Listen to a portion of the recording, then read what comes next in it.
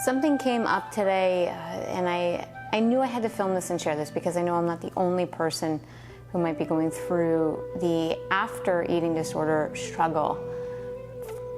Warriors, thank you for tuning in. This one is after the anorexia. So 18 years ago, I decided I was going to start controlling my life and my emotions through food. I thought it was a good solution because I couldn't deal with a lot of the emotions that were going on. I didn't know how to handle the stresses in my life, the separation between who I was and accepting myself and the weirdness I was.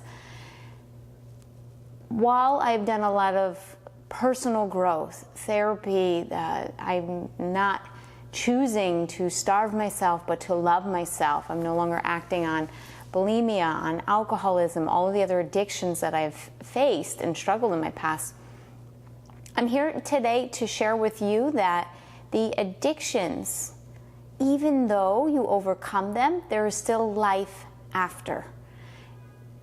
The same with cancer. There is life after cancer, and it can be beautiful, and you can create a fulfilling life. However, I will also say that there are certain scars that stay with you, that there's no straight journey, there's no straight path, there's no, this is done, it's over, and I'm moving on. Right? There are certain things that come up that trigger or remind you. So I caught myself today, and this is why I wanted to share this with you and anyone else who's struggling out there, or maybe you know someone who's struggling, and this might give you some insight into the mindset of someone who struggles with an eating disorder, that it is beyond the food. It's about so many other deeper emotional ties and connections, and it's really a mental health issue.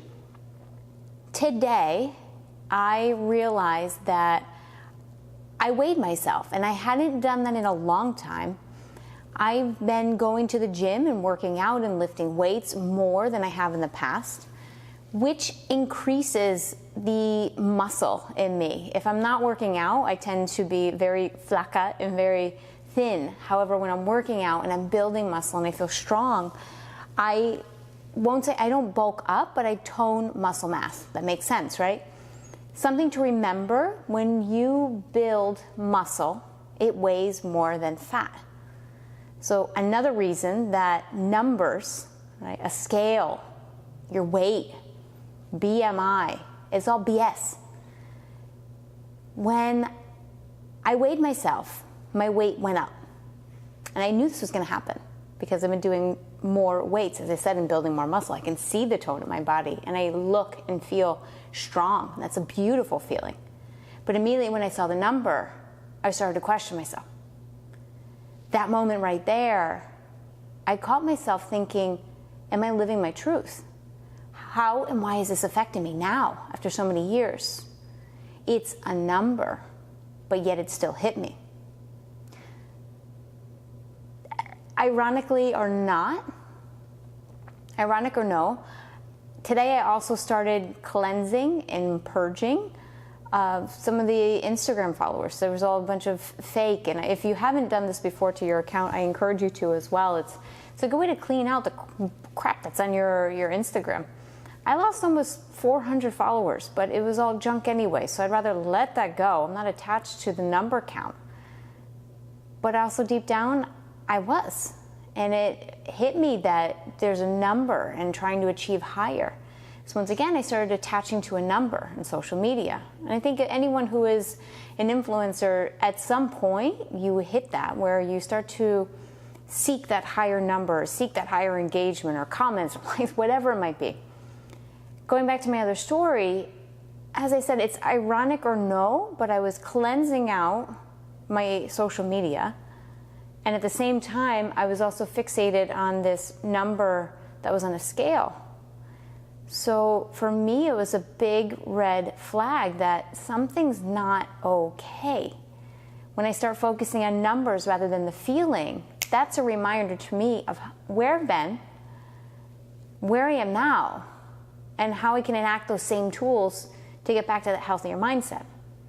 So I wrote about this actually in my book, Living Cancer Free, and there's a section in there that says, if you don't want to be treated like a number, stop operating like one. So I sat down and read this section of my book again.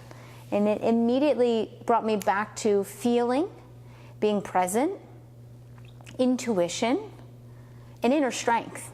I was reminded I'm not that number on the scale. I'm a feeling of strength, of a healthy body. I'm not a follower count. I'm someone who offers inspiration to others. Maybe they take it, maybe they don't. At the end of the day, that's why I started Instagram, so I need to stay and stick to that. It's cool getting collaborations with brands and getting paid for some of the marketing.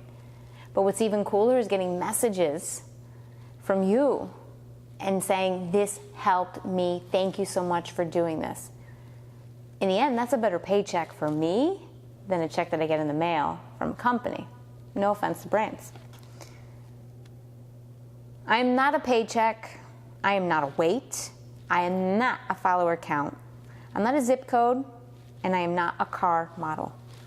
So you can repeat those phrases anytime that you need to yourself. I read through this whole section. I'm not going to read it to you, but this is exactly what hit me today. Instead of basing my life on numbers, I need to focus on the feeling that arises from what I'm doing, from the emotion that I get from the positive feedback or even negative feedback. Either way, it's feedback, right, from you in social media.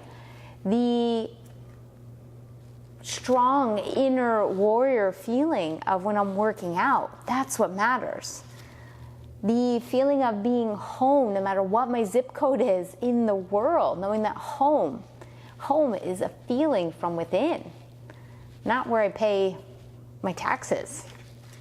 I don't own, so I don't pay property taxes, but you get the point. I also wrote in my book, and it touched upon something my husband and I were watching yesterday, The Kindness Diaries on Netflix. This portion I wrote, if you were given a week to live, what would you pack into that week doing? Who would you see? What activities would you do? What foods would you eat? And what actions would you take? I mean, it comes down to what your values are. And I doubt any of us in our last days on this planet will be, I wish I had more money. I wish I had more followers. I wish I had that bigger home.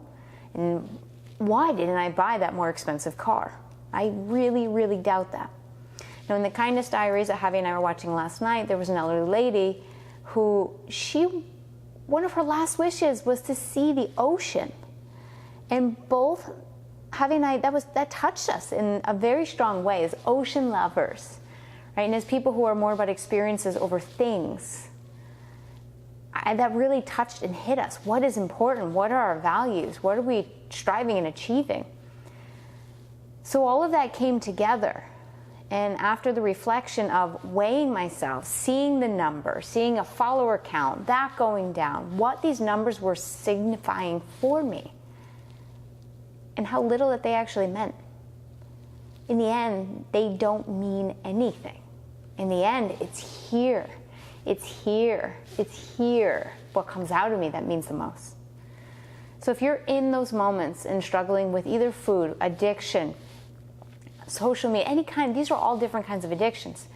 And beyond the addiction itself, it's what you're trying to fill yourself up with rather than allowing yourself to feel. What I was feeling was a little bit of self-doubt, a little bit of discomfort, a little bit of a touch into the past of when I was focusing on numbers, on what a weight did signify for me. That, am I enough? Am I too much? But in the end, I'm realizing I am just right. So I encourage you, warriors, or anyone listening, watching, you want to share this with. You are not a number. You are not a follower count. You are not a weight. You are not a zip code. You are not a salary. And you are not a car model. You are simply you. And the minute you can detach from those numbers to value yourself off of something, right? The greater value you're going to find for just being awesome, you. That's freedom. I'd love to hear your thoughts on this, warriors. Thank you for listening, tuning in, and I wish you the best in health We're off to London and Portugal tomorrow, so it's time to pack up and get ready to go. But first things first, taking my inner self, grounding here to fly, to be free, to then ground again in another part of the world. That's what fuels me. Those are one of my values, and those are the experiences that I want more of. Talk soon.